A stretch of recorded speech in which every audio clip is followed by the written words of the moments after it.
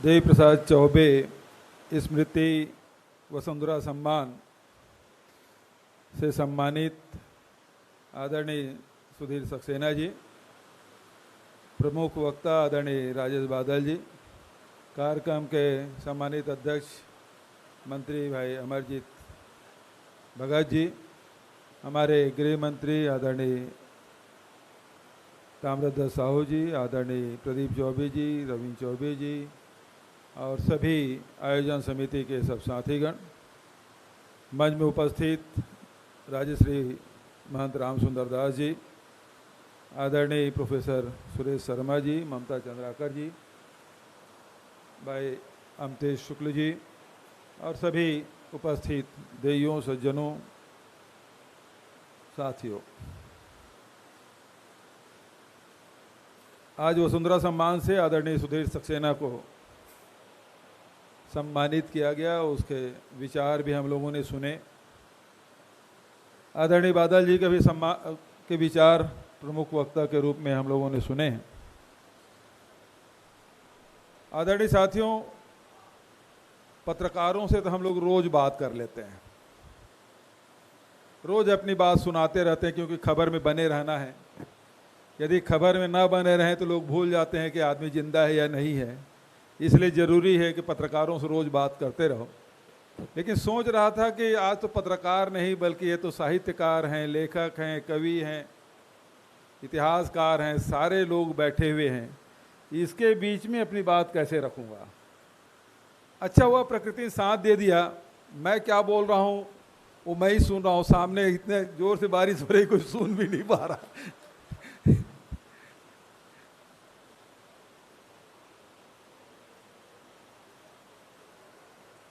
आदरणीय साथियों, जिस प्रकार से सक्सेना जी ने अपने विचार व्यक्त किए, गांधी जी को भी स्मरण किया, चौबे जी को भी स्मरण किया, छत्तीसगढ़ को स्मरण किया, छत्तीसगढ़ से जुड़े हुए अपने संस्मरण और अपनी शादी की भी बात उन्होंने कही।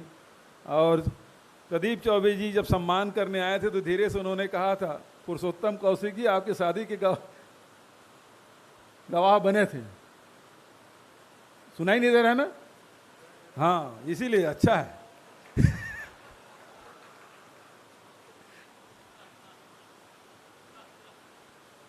तस्दीक हो गया कि मैं जो बोल रहा हूं सामने वाले सुन नहीं रहे हैं। इससे अच्छी बात क्या है?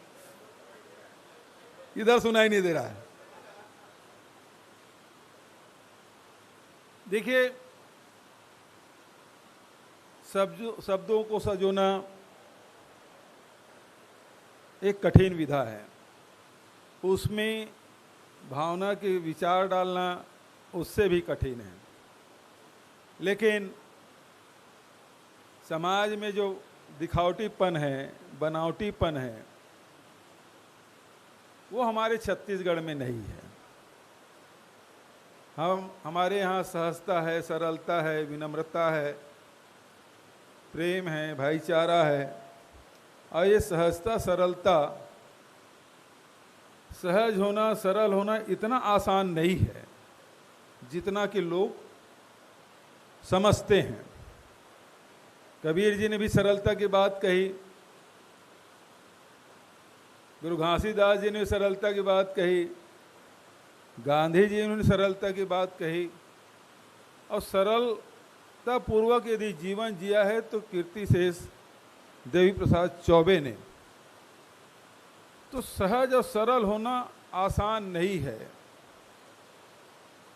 और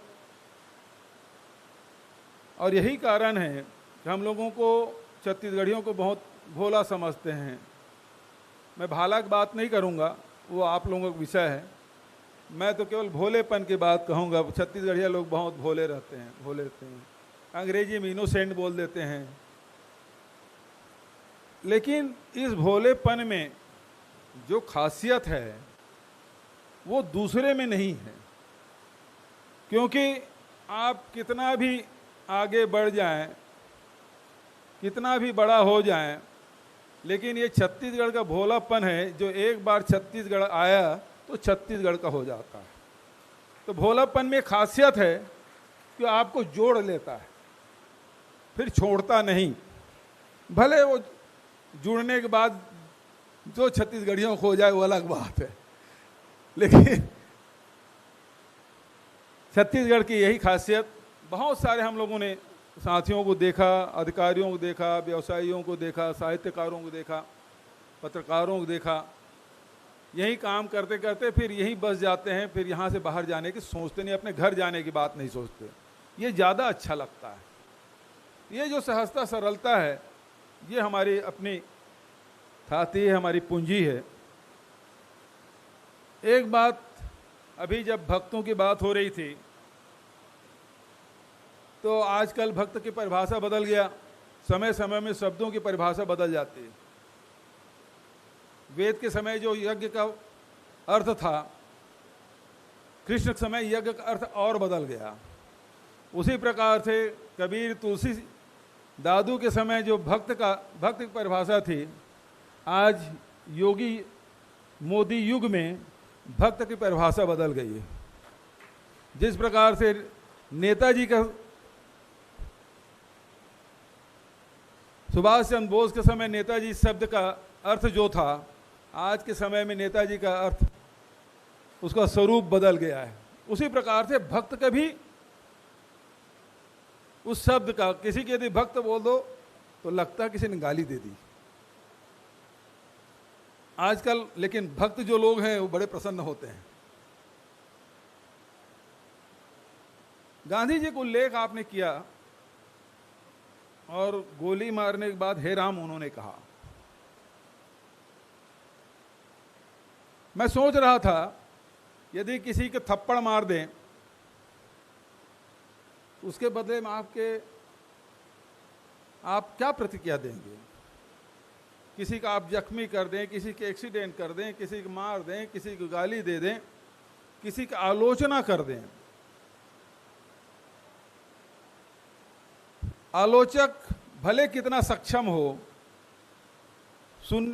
जिसकी आलोचना हुई हो वो कितना भी कमजोर हो, भले सामने में प्रतिक्रिया न दे, लेकिन उसके मन मस्तिष्क में वो बात रह जाती है, और कितने घंटे, कितने दिन, कितने महीने, कितने साल तक के वो बातें स्मृति में बनी रहती है और वो सालती रहती है। ऐसे समय में किसी व्यक्ति को गोली मार दे और उसके प्रतिक्रिया में हे राम निकले, ये कोई छोटी मोटी बात नहीं है। जो शब्द तितिक्षा है, उसका पराकाष्ठा मैं कह सकता हूँ, क्योंकि बड़े बड़े संत महात्मा बैठे हैं, उसके सामने मैं तितिक्षा शब्द के को व्याख्या करूँ उचित नहीं है। लेकिन हमारे संतों ने, ऋषियों ने तितिक्षा की बात कही, यदि सामने वाला आलोचना भी कर दे, कठोर शब्द कह दे, आप पे हमला भी कर दे, तो आपके मन में उसका कोई प्रभाव नहीं पड़ना चाहिए। ये छोटा मोटा अभ्यास नहीं, और गांधी जी ने कितना अभ्यास किया होगा, तब जाके हे राम निकला होगा। आज यदि आप भक्तों के खिलाफ कुछ बोल दें और भक्तों के नेता के बारे में बोल दें, तब तो तत्काल आपको सर्टिफिकेट मिल जाएगा, आप देशद्रोही हैं। कुणाल शुक्ला जी बड़े अनुभवी व्यक्ति हैं, क्योंकि सोशल मीडिया में वो सक्रिय रहते हैं। अब हम लोग तो चूँकि अब सत्ता में हैं, तो सोशल मीडिया बना कर रखना जरूरी है, सोशल मीडिया में रहना जरूरी है, सबके लिए ज़रूरी नहीं है। लेकिन जो लोग सोशल मीडिया में हैं और रोज़ जो उसके बाक्स में जो प्रतिक्रिया आती है, यदि उसको ना पढ़ते हों तो ज़्यादा सुखी रहेंगे, यदि पढ़ेंगे तो आपका बीपी ज़रूर हाई हो जाएगा। और यदि आपका फिर भी बीपी हाई नहीं हो रहा है, तो मैं समझता हूँ कि आप गांधी जी के रास्ते में हैं। आलोचना को सुनने की क्षमता आप में है, सहने की क्षमता आप में है। असहमति, ये असहमति तो नहीं है, जो आपके बाक्स में जो आता है, प्रतिक्रिया जो आती है, वो तो गाली ही है। लेकिन आज सबसे ज़्यादा जो लेखक है, साहित्यकार है, कवि है, उनकी स्थिति के बारे में विचार करता हूँ तो बहुत दुख होता है, क्योंकि जो साहित्यकार या लेखक या कवि अपने जीवन के अनुभवों को शब्दों के माध्यम से उसको पेपर में उतार लाते हैं, लेकिन जो प्रतिक्रिया देने वाले लोग हैं वो उस स्तर के नहीं होते, वो 2 रुपया में कमेंट करने वाले होते हैं। और जब ऐसी प्रतिक्रियाएं जो आती है तो निश्चित रूप से समाज का इससे भला होने वाला नहीं है, क्योंकि आज चाहे कितना भी लिख लें वो केवल आपके पुस्तकालय में, आपके लाइब्रेरी की शोभा बढ़ेगी, क्योंकि आजकल लोग पढ़ना छोड़ दिए हैं। वो केवल उनके हाथ पेपर भी नहीं पढ़ते, क्योंकि पेपर में समय लगेगा, तो वो जब बाथरूम में होते हैं तो फिर व्हाट्सएप खोल लेते हैं, फेसबुक खोल लेते हैं, वही वो कमेंट करते बैठे रहते हैं। तो जो कुछ इस हाथ में मोबाइल जो है उसमें जो कुछ भी आए उसी को सत्य मानते हैं। आप सत्य ही ईश्वर कहते हैं, उनका ईश्वर तो वही है।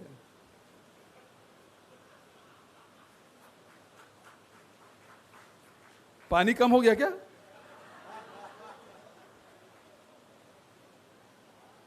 तो सत्य को परखना भी कोई आसान काम नहीं है। जो आप देख रहे हैं, जो आप सुन रहे हैं, वही सत्य नहीं है।